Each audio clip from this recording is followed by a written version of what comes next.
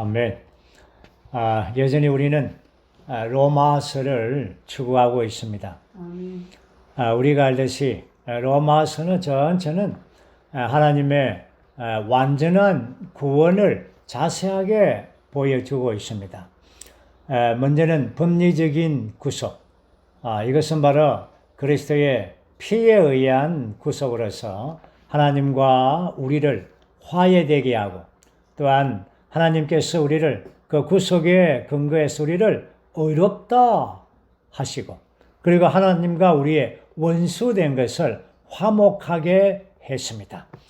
이러한 법리적인 구속이 있을 뿐 아니라 로마서에는 유기적인 구원의 방면이 아주 자세하게 기록되어 있습니다. 그것은 바로 거듭남에서부터, 우리가 의롭다 함에서부터 이제 거룩하게 됨, 그리고 이러한 아들의 형상을 본받음, 그리고 영화롭게 됨까지, 이렇게 해서 많은 방면들을 이제 바울은 아주 깊이 있게 기술하고 있습니다. 지난번에 우리는 이 거룩해 됨과 영화롭게 됨을 보았습니다. 로마서의 전체 16장에서 이 중앙에 있는 8장, 이 8장은 아주 심오한 장입니다.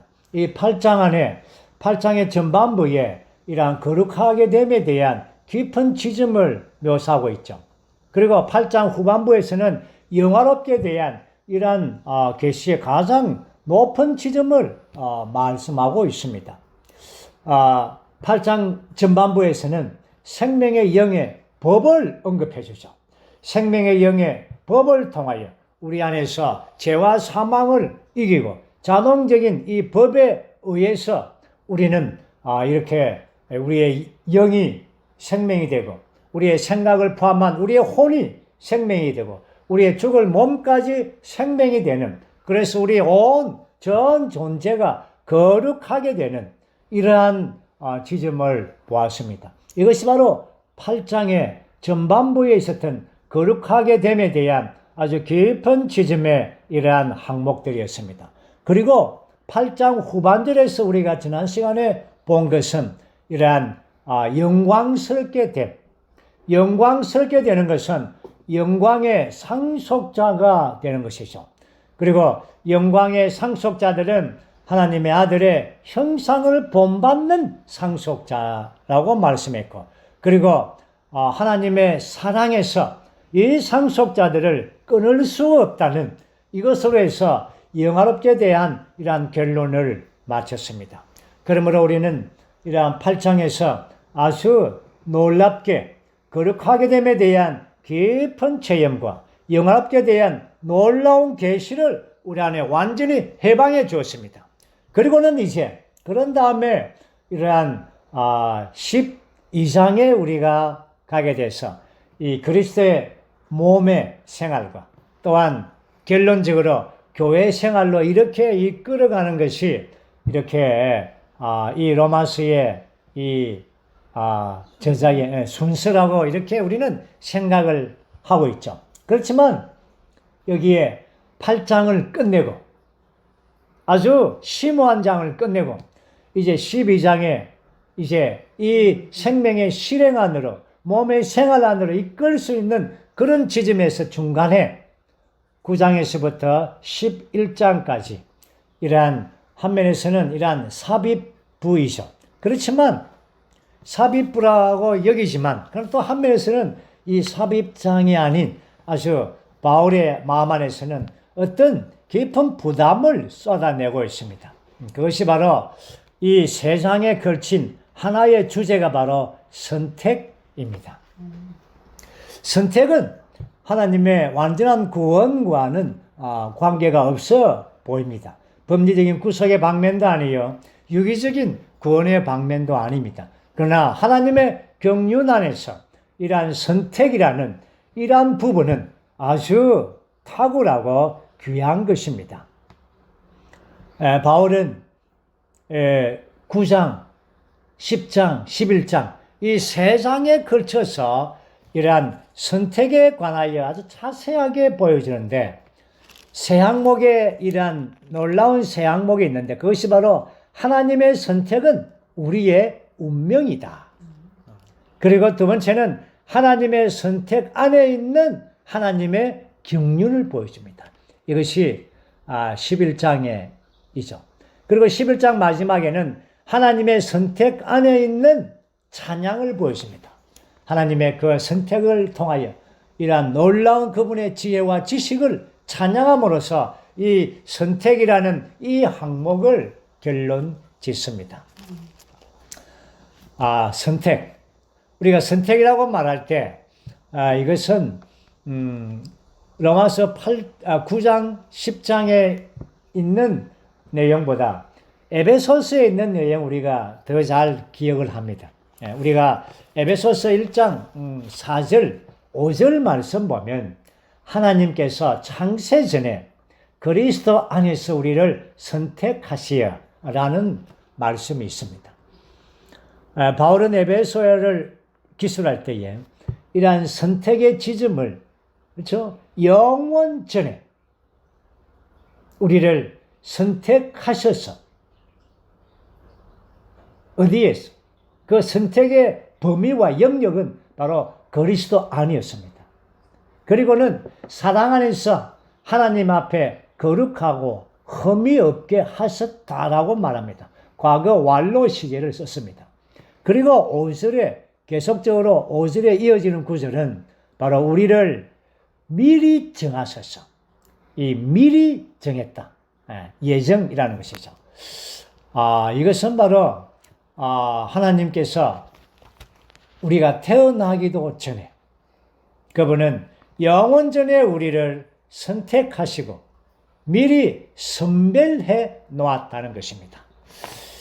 이 부분을 이제 로마서 9장에서부터 11장까지 아주 자세하게 기술을 하고 있습니다. 오늘 우리는 이 세 장을 다 다룰 텐데, 그러나 이 자세하게 이 내용들을 다 읽지는 않을 것입니다. 핵심적인 말씀의 내용만 우리가 읽으면서 이 선택에 관하여 이러한 바울의 이 마음 안에 깊이 들어가서 하나님의 마음의 그 내용을, 그 마음의 부분을 우리가 만지기를 원합니다.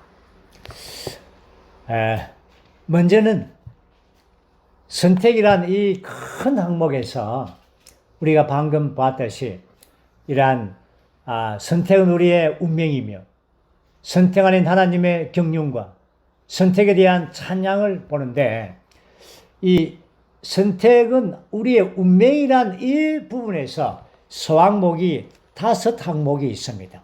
9장과 10장에서 이러한 2장에 걸쳐서 하나님의 선택은 우리의 운명이라는 이 방면에서 소항목이 5항목을 기록하는데 그 첫 번째 항목이 바로 하나님의 선택은 부르시는 하나님께 속한 것이다. 그리고 두 번째는 하나님의 긍휼에 속한 것이다. 세 번째는 하나님의 주권에 속한 것이다. 네 번째는 믿음에서 나온 의를 통하여 이루어진다. 다섯 번째는 그리스도를 통하여. 이 그리스도를 통하여 이 그리스도의 항목에서 10장 거의 전체를 사용하고 있습니다. 이 항목은 상당히 우리가 그리스도에 관해서 많은 항목들을 우리가 다루고 있습니다. 이 부분 우리가 자세히 나중에 볼 것입니다. 먼저 우리는 5절 말씀만 읽겠습니다. 5절. 네. 조상들도 그들의 조상이며 육체로 말하자면 그리스도도 그들에게서 나셨습니다. 그리스도는 만물 위에 계셔서 영원히 찬양을 받으실 하나님이십니다. 아멘. 여기서 바울은 이스라엘에 대하여 변호, 그렇죠? 어떤 이스라엘에 대하여 이렇게 말하고 있죠. 자, 이스라엘의 이스라엘 누굽니까? 바울의 동족입니다. 그래서 3절에서는 나의 형제들, 육체에 따르면 나의 동족을 위해서라면 차라리 나 자신이 저주를 받아 그리스도에게서 끊어지기라도 하고 싶은 마음입니다. 아주 굉장히 이 표현은 강한 표현입니다. 사실 이런 표현은 우리가 잘 쓰지 않죠. 그러나 이 동족에 대한 이러한 부담, 그들이 구원받기를 원하는 부담이죠. 우리가 이 부분에 올 때에 바울은 상당히 지나친 말을 했습니다. 내 자신을 저주를 받아 그리스도에게 끊어질지라도 그렇죠. 하나님은 절대로 그렇게 하지 않습니다. 그러나 바울의 부담은 내가 심지어 죽더라도 이 말입니다. 내 종족들이 나의 형제들, 나의 이스라엘이 정말 구원받기를 갈망한다는 것이죠. 여기에서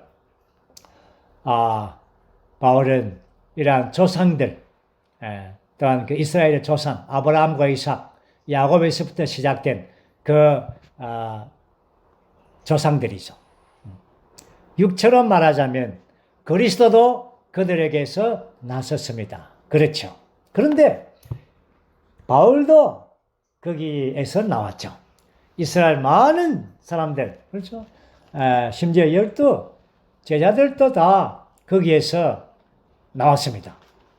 그런데 이 이스라엘에 대하여 이렇게 설명하는 중에 그리스도가 그들에서 나왔습니다 라고 할 때 바울의 영 안에서는 뭔가 감정이 폭받쳤습니다.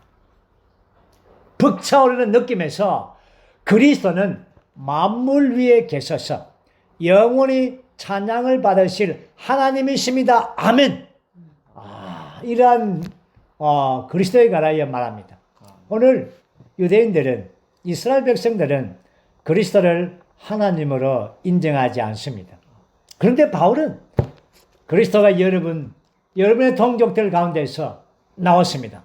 그렇지만 이 그리스도를 말할 때 바울의 깊은 영안의 느낌은 그분은 만물 위에 계시고 영원히 찬양받으실 하나님이십니다. 이사야 9장 6절에서도 한 아이가 우리에게 낳았는데 그 이름은 영원한 하나님이다 라고 선포했죠. 그리고는 이제 계속해서 바울은 이스라엘에 대하여 이제 말하고 있습니다. 우리는 6절과 7절을 읽어 보겠습니다. 그러나 하나님의 약속의 말씀이 헛되게 된 것 같지는 않습니다. 왜냐하면 이스라엘에서 난 그들이 다 이스라엘 사람인 것은 아니며 또한 아브라함의 씨라고 해서 그들 모두가 그의 자녀인 것은 아니기 때문입니다. 오직 이삭에게서 나야 너의 씨라고 불릴 것이다 라고 하셨는데. 아멘. 여기서 이제 이스라엘에게서 난 그들이 다 이스라엘이 아니다. 아브라함의 씨라고 해서 다 약속된 아들이 자녀가 아니다. 이것은 우리가 다 아는 것처럼 아브라함에게는 육체로 난 아들이 있습니다. 이스마엘이죠. 그러나 약속의 아들 이삭에게서 나야만이 너의 씨라고 불릴 것이다. 그런데 여기에서 사라에게 여기 보면은 7절에서부터 13절까지 다시 한 번 더 우리가 11절, 12절, 13절 이 세 구절 한번 읽고 이 말씀을 보죠. 쌍둥이가 아직 태어나지도 않았고 또 무슨 선이나 악을 행하지도 않았는데 사람을 선택하시는 하나님의 목적이 사람의 행위에 있지 않고 부르시는 분께 있다는 것을 확고히 하시려고 하나님께서 리브가에게 큰 사람이 작은 사람을 섬길 것이다 라고 하셨으니 성경에 내가 야곱은 사랑하였고 에서는 미워하였다 라고 기록된 것과 같습니다. 아멘. 여기에 이 구절들을 자세하게 보면 아브라함이 나오고 이삭이 나오고 야곱이 나옵니다. 아브라함과 이삭과 야곱은 이스라엘의 이러한 뿌리이죠. 예. 그리고 또 나오는 등장인물이 사라와 리브가가 나옵니다. 여기에서 사라가 사라에서 나온 이삭, 또한 리브가에서 나온 이 두 아들 야곱을 통해서만이 12지파가 형성이 됩니다. 그런데 12절 말씀에서 하나님께서 리브가에게 큰 사람이 작은 사람을 섬길 것이다 라고 말씀했습니다. 이것은 내가 야곱을 사랑하였고 에서는 미워하였다 라고 말씀했습니다. 여기서 이러한 선택은 바로 하나님의 부르심에 속한 것이다. 우리는 이러한 부분에 올 때에 하나님께 이제 항의할 수가 있겠죠. 왜 하나님은 야곱을 사랑하시고 에서는 미워하셨습니까?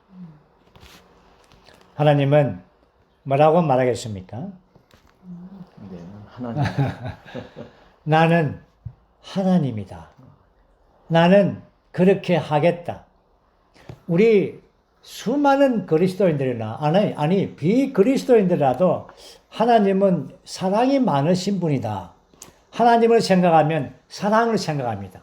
미워하는 분이 아닙니다. 그런데 하나님은 이 부분에서 에서는 미워하였다라고 했습니다. 그러면은 하나님도 미워하는 부분이 있습니다. 이것은 하나님은 나는 그렇게 하겠다는 것입니다.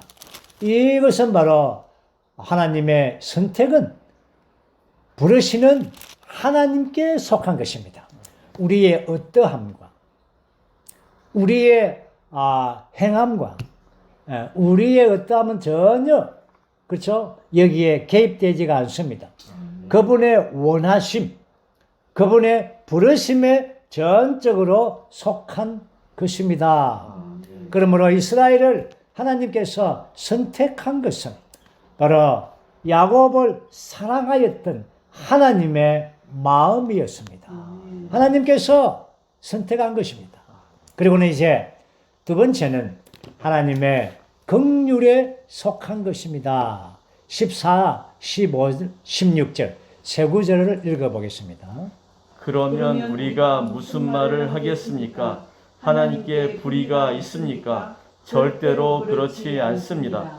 하나님께서 모세에게 내가 긍휼히 여길 사람을 긍휼히 여기고 불쌍히 여길 사람을 불쌍히 여기겠다라고 하셨습니다. 그러므로 이것은 원하는 사람에게 속한 것도 아니고 다름질하는 사람에게 속한 것도 아니고 오직 긍휼히 여기시는 하나님께 속한 것입니다. 아멘. 이것은 바로 하나님의 긍휼, 하나님의 긍휼에 전적으로 속해 있습니다. 하나님의 긍휼이라고 말할 때 이것은 바로 사람의 비참한 상태에 대한 반응에서 나오는 행동이라고 말합니다.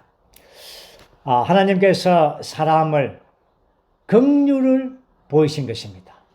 이러한 긍휼은 외적인 것이죠. 그러나 여기 보면은 불쌍히 여길 사람을 불쌍히 여긴다.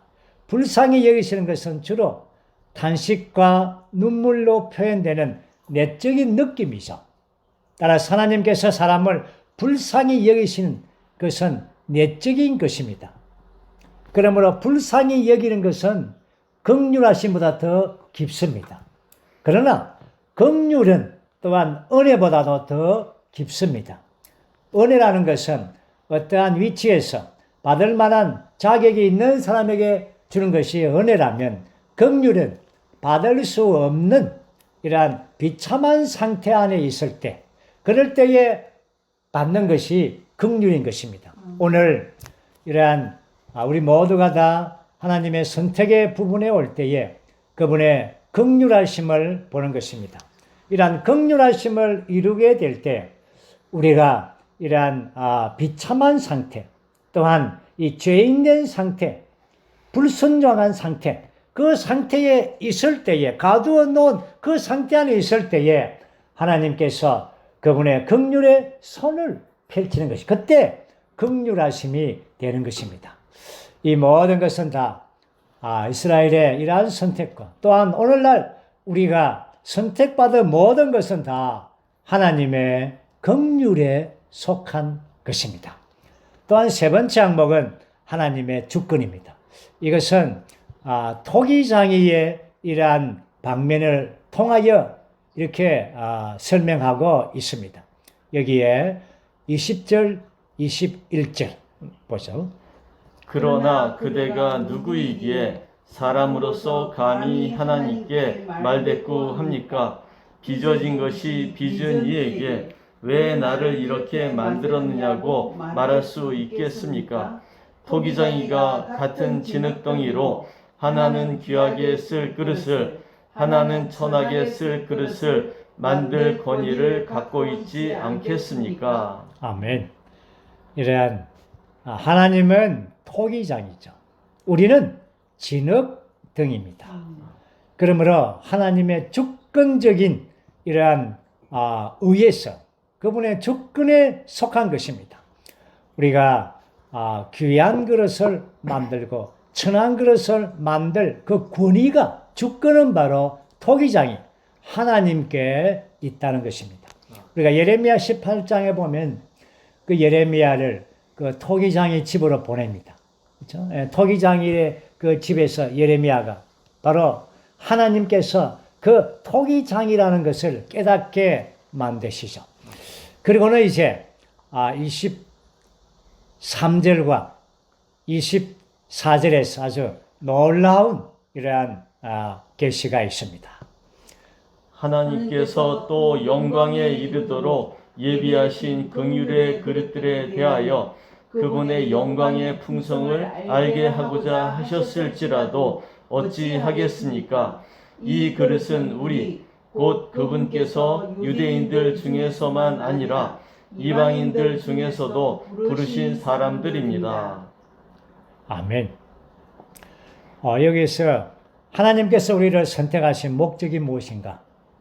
이것은 바로 그분을 담는 영광의 그릇이 되게 하는 것입니다. 하나님께서 사람을 창조할 때부터 우리는 그릇으로 창조한 것입니다. 그릇이라는 것은 거기에 아주 뭔가를 담아서 이렇게 표현하는 것이죠. 여기서 23절 말씀 보면 하나님께서 또 영광에 이르도록 예비하신 긍휼의 그릇들에 대하여, 정말 하나님께서 우리를 선택하신 그 목적은 영광에 이르도록, 이 영광은 바로 하나님께서 우리를 통하여 나타나고 표현되는 것입니다. 우리는 긍휼의 그릇들로서 우리 안에 하나님을 지속적으로 담고 스며들고 우리가 풍성하게 넘쳐나도록 담을 때에 하나님의 모든 어떠함이 이 그릇들을 통하여 표현되게 하는 것입니다.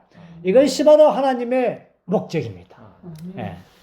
이것이 새 예루살렘에 이르게 되면 완전히 어떠한 장애 없이 하나님의 영광의 그릇들로서 완전히 나타나고 표현되게 될 것입니다. 이 그릇은 바로 우리라고 말했습니다. 유대인 중에서일 뿐 아니라 이방인 중에서도 우리가 부름을 받은 것입니다. 우리 모두는 다 이러한 부름 받음을 통하여 선택됨 안에서 영광의 그릇들로서 하나님의 모든 청량할 수 없는 그분의 풍성들을 우리 안에 계속적으로 담을 필요가 있는 것입니다. 고린도서 4장 7절 말씀에서 이 보배를 질그릇에 담았다고 했습니다. 우리는 깨어지기 쉬운 질그릇이지만 이 보배이신 그리스도가 우리 안에 있습니다. 너희 안에 계신 그리스도가 영광의 소망이라고 말씀했습니다. 결국 이 영광의 소망이 우리 안에서 자라고 있습니다. 계속적으로 우리는 자라서 결국은 우리가 영광 안에 들어갈 때 그 영광이신 그리스도가 우리 안에서부터 완전히 나타나게 될 것입니다. 그리고 이제 네 번째 항목에서는 바로 믿음에서 나온 의입니다. 30절, 31절. 그러면 우리가 무슨 말을 하겠습니까? 의를 추구하지 않던 이방인들이 의, 곧 믿음에서 난 의를 획득했습니다. 그러나 의의 율법을 추구하던 이스라엘은 그 율법에 이르지 못하였습니다. 아멘. 그러므로 이러한 믿음에서 의를 나타나게 하는 것입니다. 다시 말해서 믿음이 아닌 이러한 율법을 추구하는 이스라엘은 사실은 의를 추구했죠. 그렇지만 율법을 통하여서는 그 의가 나타날 수가 없었습니다. 그러나 이러한 의를 추구하지 않던 우리 이방인들, 우리는 그렇죠, 율법을 추구하지 않았습니다. 의를 추구하지 않았습니다. 그렇지만 이방인들이 믿음으로써 이 의를 획득했습니다. 왜 그렇게 되었습니까? 그들이 이스라엘은 믿음으로가 아니라 행위를 추구하였기 때문에 그들은 걸림돌에서 걸러 넘어지게 된 것입니다. 이스라엘은 그 행위로서 걸림돌에 넘어졌습니다. 그러나 이방인들은 믿음을 통하여 의를 얻게 된 것입니다. 이제 이 선택, 우리의 운명에 대한 마지막 이 소항목은 다섯 번째 항목은 바로 그리스도를 통하여 있습니다. 이것은 10장 4절에서부터 10장 전체, 10장 거의 전체를 이 그리스도의 많은 항목, 특별히 6항목으로 통하여 우리에게 보여주고 있습니다.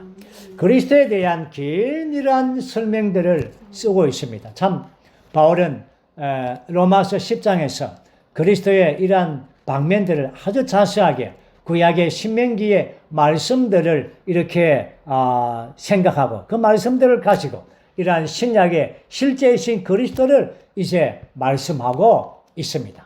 이제 그리스도를 통하여 할 때 이 그리스도는 첫 번째 항목은 바로 이 그리스도는 율법의 완결이라는 겁니다. 다시 말해서 율법을 종결했다는 것입니다. 그것이 4절입니다. 4절 한번 읽어보세요. 그리스도는 모든 믿는 사람을 의에 이르게 하시려고 율법의 완결이 되셨습니다. 아멘. 독특한 표현입니다. 그리스도는 율법의 완결이다. 그리스도는 율법의 종결이다. 이러한 표현은 여기에 로마서 10장에서만 나타내고 있습니다. 그리고는 이제 그분은 육체 되시고 부활하신 분이다 라는 것을 구약의 신명기의 이러한 말씀을 통하여 이제 설명하고 있습니다. 이것이 바로 6절과 7절입니다. 한번 읽어보죠. 그러나 믿음에서 난 의는 이렇게 말합니다. 그대는 마음속으로 누가 하늘에 올라갈 것인가 라고 하지 마십시오. 이것은 그리스도를 모셔 내리겠다는 뜻입니다. 혹은 이렇게 말합니다. 누가 무적행으로 내려갈 것인가 라고 하지도 마십시오. 이것은 그리스도를 죽은 사람들 가운데서 모셔 올리겠다는 뜻입니다. 아멘. 여기에서의 말씀은 신명기에 있는 이 말씀이죠. 여기에 그리스도의 성육신과 부활이라는 단어를 쓰지 않았습니다. 그렇지만 이러한 율법의 말씀, 구약의 말씀을 이렇게 해석해 주고 있죠. 여기서 누가 하늘에 올라가겠느냐라고 하지 마라. 이 말은 그리스도를 모셔 내리겠다는 뜻입니다. 그리스도를 모셔 내려온다. 이것이 뭡니까? 그리스도의 성육신입니다. 그리고 누가 무적행으로 내려가겠느냐라고 하지 마라. 이 말은 그리스도를 죽은 사람들에서 모셔 올리겠다. 모셔 올리겠다. 이것이 그리스도의 부활을 말하고 있습니다. 우리가 알듯이 그리스도는 이러한 이 땅에서 육체되심과 인생을 사심과 죽음과 부활과 성천의 이러한 많은 과정들을 겪었습니다. 이러한 과정들을 설명하는 것이 바로 바울은 육체되심과 부활하신 그리스도를 신명기의 말씀에서 이렇게 설명하고 있죠. 그리스도는 하나님의 의와 거룩과 영광의 모든 요구를 이루어서 그분은 부활하셔서 그분은 생명 주는 영이 되신 것입니다. 그러므로 이제 그분은 부활하셔서 영이 되셔서 우리의 입과 우리의 마음에 있는 것입니다. 그 말씀이 이제 8절입니다. 8절 읽어보세요. 그러면 이 의가 말하려는 것은 무엇입니까? 그 말씀이 그대에게 가까이 곧 그대의 입에 있으며 또 그대의 마음에 있습니다. 라고 하였습니다. 이것은 곧 우리가 선포하는 믿음의 말씀입니다. 아멘. 이 말씀이 바로 그리스도입니다. 말씀. 예. 너에게 가까이 너의 입에 있으며 너의 마음에 있으며 이 말씀이신 그리스도는 죽음과 부활을 통하여 공기 같은 분이 되셨습니다. 생명 주는 영은 바로 공기 같은 그리스도입니다. 그러므로 공기는 우리의 입에 있으며 우리의 마음에 있는 것입니다. 우리의 입에 있다는 것은 그분을 부르기 위한, 그분을 구원받기 위한 것이고 우리의 마음에 있다는 것은 우리가 믿기 위한 것입니다. 그렇게 해서 이제 그분은 우리의 가장 가까이 계신 분이 되신 것입니다. 그리고는 이제 그분은 믿고 부를 수 있는 분이 되셨습니다. 이것이 바로 9절에서부터 13절까지의 말씀이죠. 먼저 우리는 9절과 10절 읽어보죠. 그대가 입으로 예수님을 주인이십니다 시인하고 또 하나님께서 예수님을 죽은 사람들 가운데서 살리신 것을 마음으로 믿으면 구원받을 것입니다. 왜냐하면 사람이 마음으로 믿어 의에 이르고 입으로 시인하여 구원에 이르기 때문입니다. 아멘. 이것은 바로 복음 전파에서 가장 탁월한 내용이죠. 사람이 구원받는 조건이죠. 그것은 바로 마음으로 믿어 의에 이르고 입으로 시인하여 구원에 이르는 것입니다. 이것은 바로 어떻게 이것이 가능합니까? 우리에게는 마음으로 믿을 수 있는 그런 여지가 없습니다. 그렇지만 그분이 모든 과정을 겪어서 공기 같은 그 영이 되셔서 우리에게 우리의 입으로 예수님이라고 주님이라고 시인하는 것입니다. 이것은 굉장히 중요한 것이죠. 그래서 마음으로는 그분의 모든 역사를 이루신 역사를 그분은 마음으로 우리가 믿을 뿐 아니라 입으로 시인하는 것입니다. 그럴 때 우리는 구원에 이르게 되는 것입니다. 9장에서는 우리가 앞에서 봤듯이 그릇을 말했죠. 긍휼의 그릇. 이 그릇에 뭔가 처지해야 될 거 아닙니까? 10장에서는 어떻게 이 그릇에 내용물을 채우는가? 이 완결되신 그 그리스도 생명 주는 영이신 그 삼일 하나님의 모든 풍성을 세우는 길은 바로 주님의 이름을 부르는 것입니다. 12절과 13절 한번 읽어보죠. 유대인이나 헬라인이나 차별이 없습니다. 왜냐하면 한 분 주님께서 모든 사람의 주님이 되시고 그분을 부르는 모든 사람에게 풍성하시기 때문이니 누구든지 주님의 이름을 부르는 사람은 구원을 받을 것입니다. 아멘. 아주 기본적인 진리일 뿐 아니라 아주 체험적으로 정말 우리는 주님 오실 때까지 우리가 우리 인생이 끝날 때까지 정말 이 말씀 졸업할 수가 없습니다. 바로 주님의 이름을 부르는 것입니다. 주님의 이름을 부르는 것은 이러한 구원을 받을 뿐 아니라 여기에 모든 사람에게 풍성하시기 때문입니다. 예, 풍성하게 되는 것입니다. 만약에 우리의 그릇이 비어 있다면 얼마나 가련하겠습니까? 예, 모든 그릇은 이 입이 있습니다. 여기에 컵이 있습니다. 이 컵은 입이 아주 큽니다. 차를 담는 컵이죠. 우리 사람에게 하나님께서 입을 만들었습니다. 왜 입을 만들었습니까? 진미로 부르라. 많은 사람들은 밥을 먹기 위해서, 음식을 섭취하기 위해서 입이 있다고 생각하죠. 물론 틀린 것은 아닙니다. 그러나 비밀한 내용은 하나님께서 우리에게 입을 창조하신 그 목적은 바로 주님의 이름을 부르라고. 이 입은 우리의 마음과 연결되어 있고 우리의 영과 연결되어 있습니다.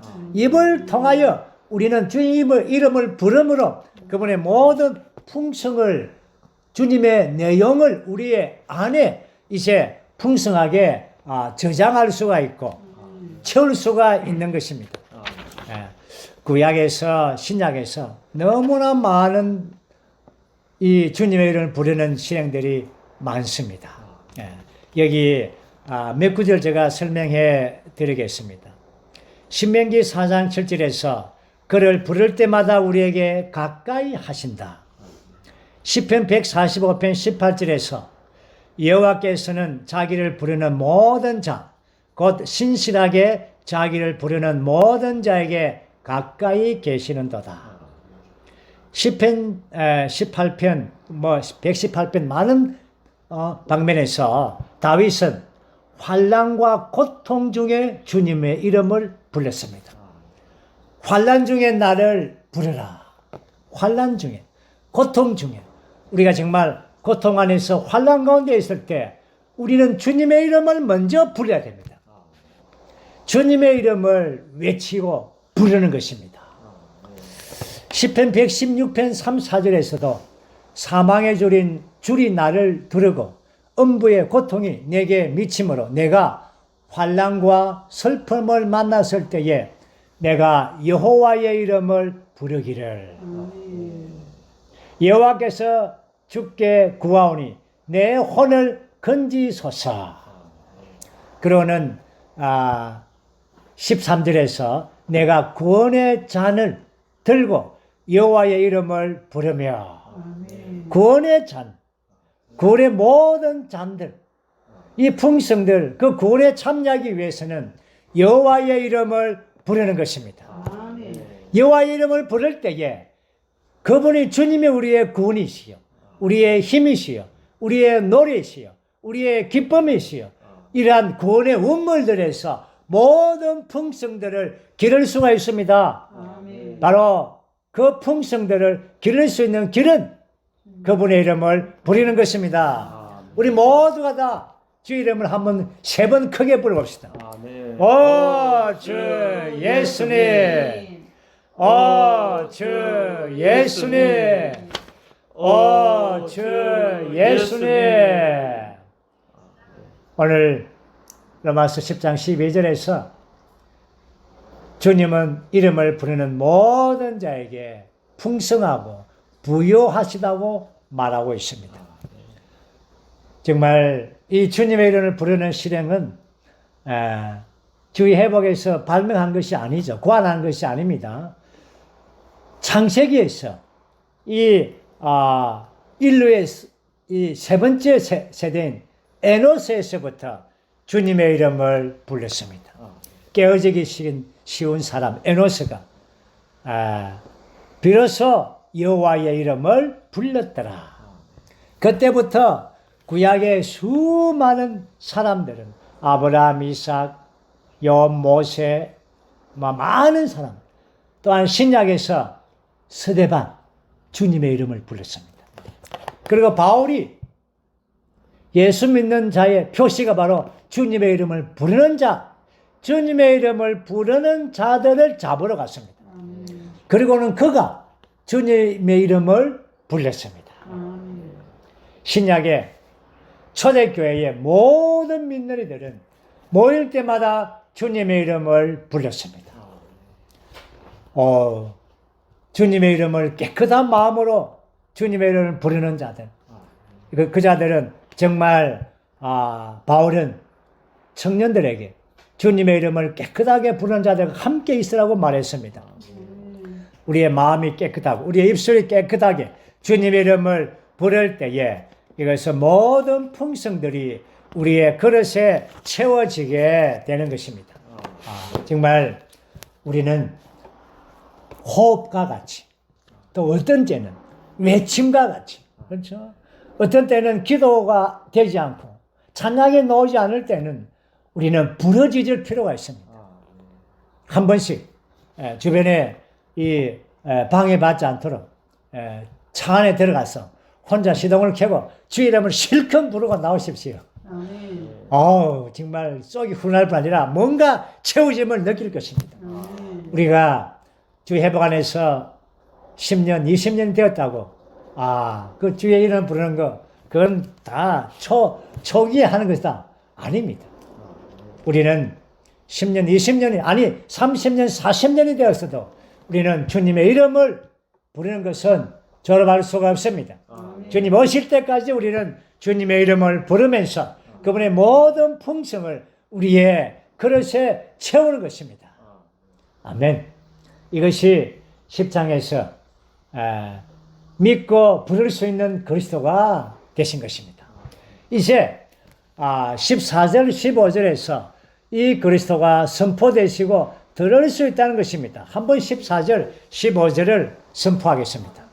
그러나 그들이 믿지 않는 분을 어떻게 부를 수 있겠습니까? 들어보지 못한 분을 어떻게 믿을 수 있겠습니까? 선포하는 사람이 없는데 어떻게 들을 수 있겠습니까? 또 보냄받지 않았다면 어떻게 선포할 수 있겠습니까? 성경의 좋은 일들에 대한 소식을 전하는 사람들의 발이 얼마나 아름다운가 라고 기록된 것과 같습니다. 아멘. 바로 이러한 복음을 전하는 아름다운 발이 있습니다. 그럴 때에 이러한 그들이 그 말씀을 듣고 믿음을 갖게 되고 또한 주님의 이름을 부르게 되는 것입니다.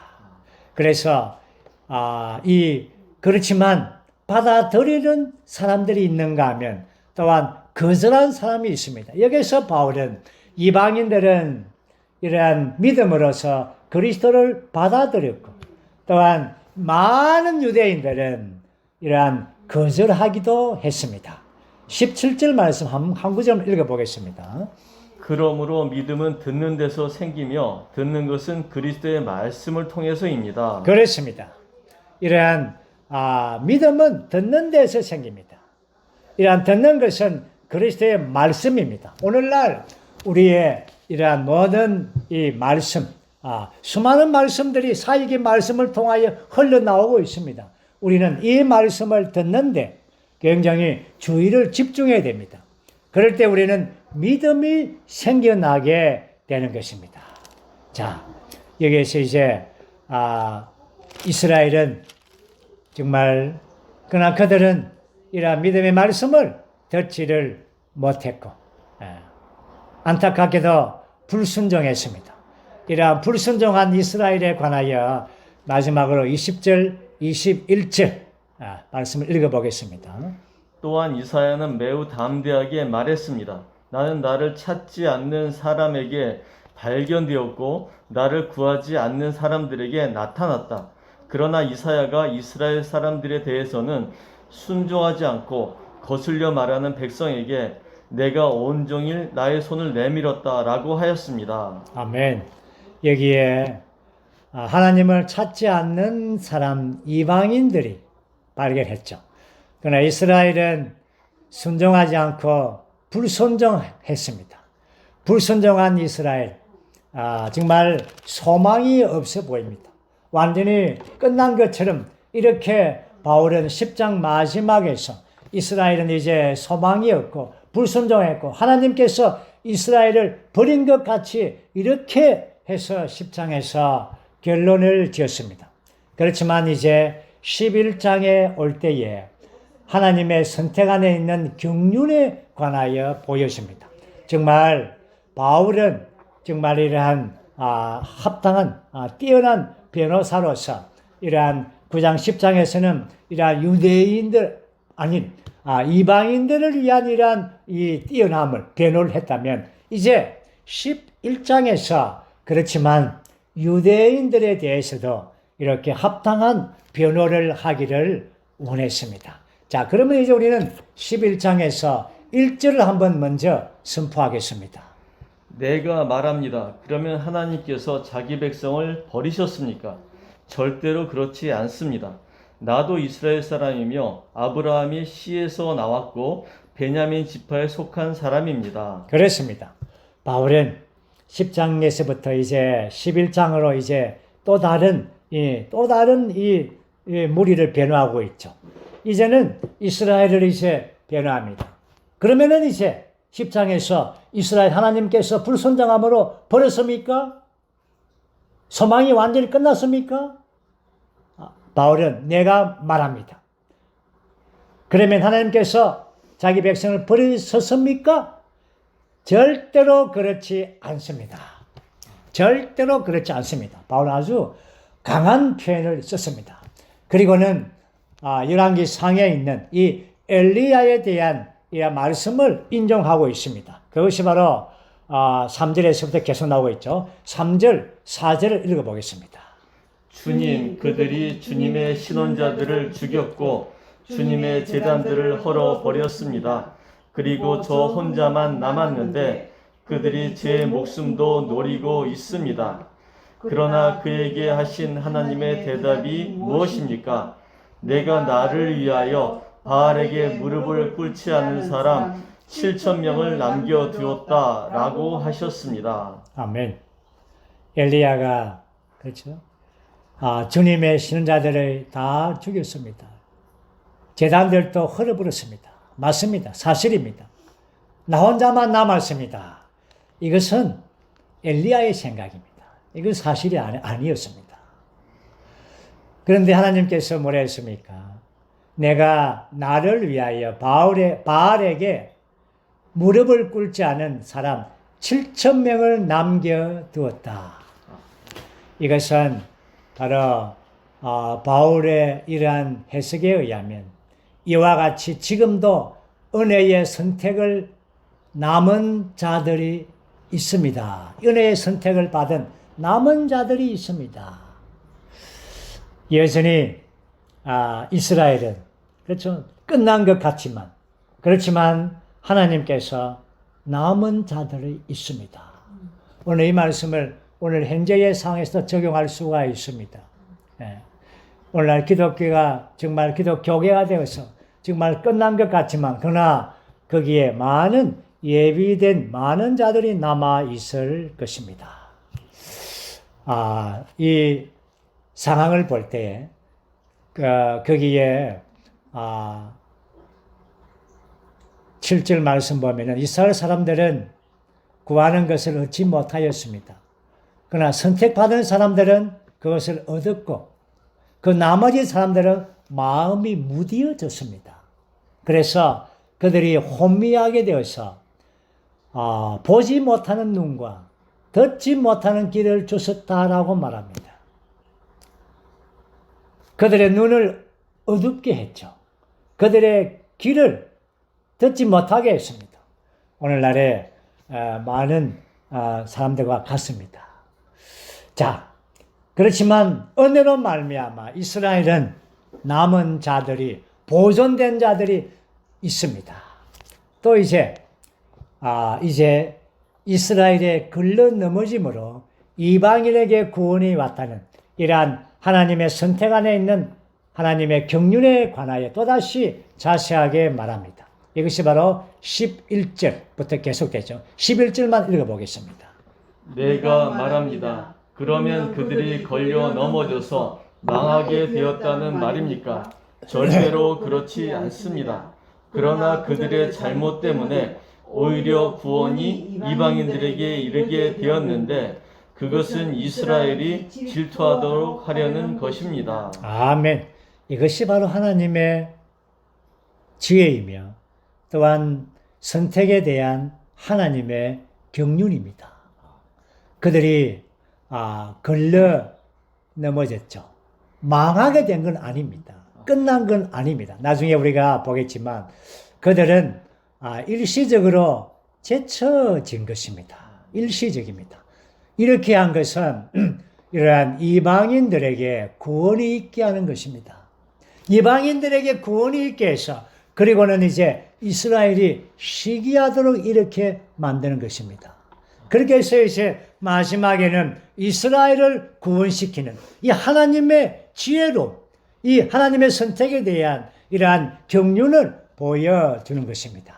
이제 우리는 이제 15절에서부터 아주 그런 방면들을 참 자세하고 또 깊이 있게 바울은 설명하고 있습니다. 15절에서 18절까지 이 네 구절을 한번 읽어보겠습니다. 그들이 지쳐지는 것이 세상의 화목이 된다면 그들이 다시 받아들여지는 것은 죽은 사람들 가운데서 살아나는 것이 아니고 무엇이겠습니까? 들여진 반죽 덩어리의 첫 부분이 거룩하면 반죽 덩어리 전체도 거룩하고 뿌리가 거룩하면 가지들도 거룩합니다.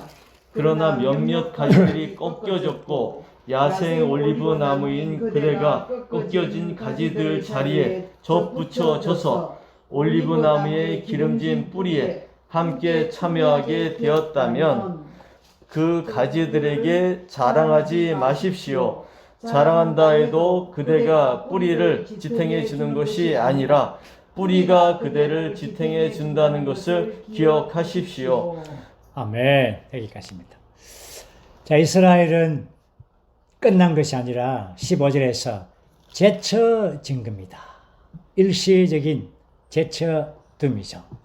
자, 그런데 여기에서 이 반죽 덩어리의 첫 부분, 반죽 덩어리의 첫 부분이 거룩하면 반죽 덩어리 전체가 거룩하고 뿌리가 거룩하면 가지들이 거룩합니다.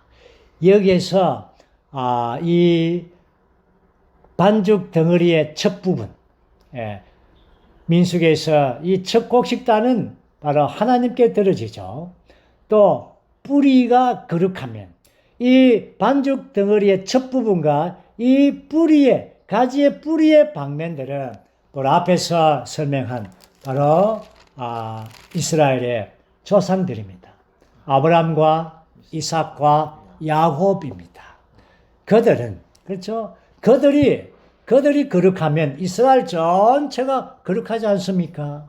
그 뿌리가 거룩하면 가지들 전체가 가지들이 거룩하지 않습니까? 그러므로 아브라함과 이삭과 야곱이 정말 거룩하면 여러분 이스라엘 전체가 거룩하게 되는 것입니다. 그렇지만 몇몇 가지가 꺾어졌습니다. 이스라엘이 그렇죠? 제쳐졌습니다. 이러한 것은 야생 올리브 나무인 그대가 이방인들이 꺾여진 가지들 자리에 접붙여져서 이러한 뿌리의 진액을 받고 있는 그러한 가지들이 일부가 꺾여집니다. 이스라엘 일부가 꺾여지죠. 그리고 그 자리에 이러한 야생 올리브인 이방인들이 우리가 거기에 접붙여져서 올리브 나무의 기름진 뿌리에 함께 참여하게 되었습니다. 이것이 바로 접붙여지는 것입니다. 이것은 바로 생명 안으로 우리가 나쁜 종교 안에 있다가 좋은 종교 안에 가는 것이 아니라 우리가 잘려져서 이방인인 우리가 그리스도에 인한 생명 안으로 이렇게 이끌려졌습니다. 그러므로 이 생명의 풍성함을 우리가 누릴 수가 있는 것입니다. 여기에서 접붙여졌다고 할 때에 바로 앞에 6장에서 우리가 본 것처럼 6장에서 우리가 그분의 죽음과 같은 모양 안에서 연결되었다면 그분의 부활과 같은 모양 안에서 연결되어 자랄 것입니다 할 때에 여기에서 같은 연결 안에 자란 이 접붙임이죠. 이러한 접붙임을 설명할 때에 이 접붙임은 우리의 부정적인 요소들을 배출시켜주고 하나님께서 창조한 우리에 있는 이 기능들을 부활시키고 향상시키고 풍성해하고 우리 온 존재를 적셔주어서 변화시켜주는 것이 바로 접붙이는 것입니다. 아멘. 이것이 이렇게 해서 오늘 이방인인 우리가 야생 올리브 남은 우리가 거기에 젖붙임 안에 있는 것입니다. 그런데 우리가 자랑하면 되겠습니까? 우리가 뿌리를 붙들고 있습니까? 아니죠. 결코 우리는 자랑할 수가 없습니다. 우리가 뿌리를 지탱하는 것이 아니라 뿌리가 우리를 지탱해 주고 있습니다. 여러분들 기억하십시오. 교만하지 마십시오. 자랑하지 마십시오. 뽐내지 마십시오. 뿌리가 우리를 지탱해 주고 있는 것입니다. 자, 이방인들인 우리가 얼마나 그렇죠? 이 안에서 가지들이 그 이스라엘의 가지들이 꺾인 그곳에서 우리가 접붙여졌습니다. 자, 이것이 하나님께서 이러한 이방인의 수가 차기까지 이렇게 둔 것입니다. 자, 이제 우리는 이 부분에 대해서 다시 한 번 더 이 25절과 26절을 우리가 볼 것입니다. 한번 읽어보죠. 형제님들, 나는 여러분이 이 비밀에 대해 모르는 것을 원하지 않습니다. 여러분이 스스로 지혜 있다고 해서는 안 되기 때문입니다. 이 비밀은 곧 이방인의 수가 다 차기까지 이스라엘 사람들의 일부가 마음이 굳어지게 된다는 것입니다. 그리하여 온 이스라엘이 구원받게 될 것입니다. 이것은 성경에 구원자께서 시온에서 나오시어 야곱에게서 경건하지 않은 것을 제거하실 것이다. 아멘. 이것이 정말 하나님의 경륜 안에 있는 그분의 선택입니다. 여기에 회개하고 믿는 이방인들이 이제 그 수가 다 차기까지 이스라엘 백성들이 이제 잘라져서 제쳐져가 되었습니다. 그리고 시기하게 만들죠. 그리고는 이제 어느 날 이방인의 수가 다 차게 되면 이제 구원자가 시온에서 나오시어 야곱의 집에서 그렇죠. 경건치 않은 것들을 다 없애버리고 제약들을 끝내버리고 이제 그곳에서 이 하나님의 왕국을 가져오게 될 것입니다. 이스라엘의 남은 자들을 구원받게 될 것입니다. 이 어떠한 하나님의 경륜입니까? 이것이 바로 11장인 것입니다. 그러므로 우리 모두를 다 그분의 긍휼하심 안에 둔 것입니다. 그분의 긍휼로서 우리를 이끌어서 우리를 이렇게 이 젖붙임 안에 두어서 모든 풍성을 누리게 하고 있습니다. 그러나 이제 지금은 구원을 받을 만한 때가 맞습니다. 그러나 어느 날 이방인의 수가 차게 되면 이제 이스라엘의 남은 이들을 구원해서 그들이 다시금 이 나무에 가지에 들어와서 이제 이 시대를 마감하고 이스라엘의 복원을 가져오게 될 것입니다. 이 어떠한 하나님의 구원입니까? 하나님의 선택에 대한 구원에 대하여 하나님의 지혜에 대하여 우리가 찬양하지 않을 수가 없는 것입니다. 그러므로 마지막에 이 선택에 대하여 9장과 10장과 11장에 이러한 이방인과 이스라엘의 모든 방면들을 다 설명하고 다 말씀하고 난 다음에 이 하나님의 선택에 대한 그분의 지혜에 대한 찬양으로 끝났습니다. 그러므로 우리는 33절, 34절, 5절, 36절까지 이러한 찬양에 대하여 한번 선포하고 우리가 이 말씀, 이 메시지를 마치겠습니다. 하나님의 풍성과 지혜와 지식은 깊습니다. 그분의 판단을 어떻게 헤아릴 수 있으며 그분의 길을 어떻게 찾아낼 수 있겠습니까? 누가 주님의 생각을 알았으며 있거나 그분의 조언자가 된 적 있습니까? 아니면 누가 먼저 주님께 들었다고 있어 돌려받을 수 있겠습니까? 왜냐하면 만물이 주님에게서 나와서 주님을 통하여 있고 주님께로 돌아갑니다. 때문입니다. 영광이 그분께 영원히 있으시기를 바랍니다. 아멘. 놀라운 하나님의 주권적인 이러한 선택에 대한 경륜을 찬양하지 않을 수가 없습니다. 아멘. 바울은 하나님의 풍성과 지혜와 기품을 찬양했습니다. 아멘. 만물이 주님에게서 나왔고 지금은 주님은 만물을 통하여 붙들고 계시고 또한 만물은 이제 그날에 주님께로 되돌아갈 것입니다. 영광이 영원히 그분께 있으시기를 바랍니다. 아멘. 할렐루야.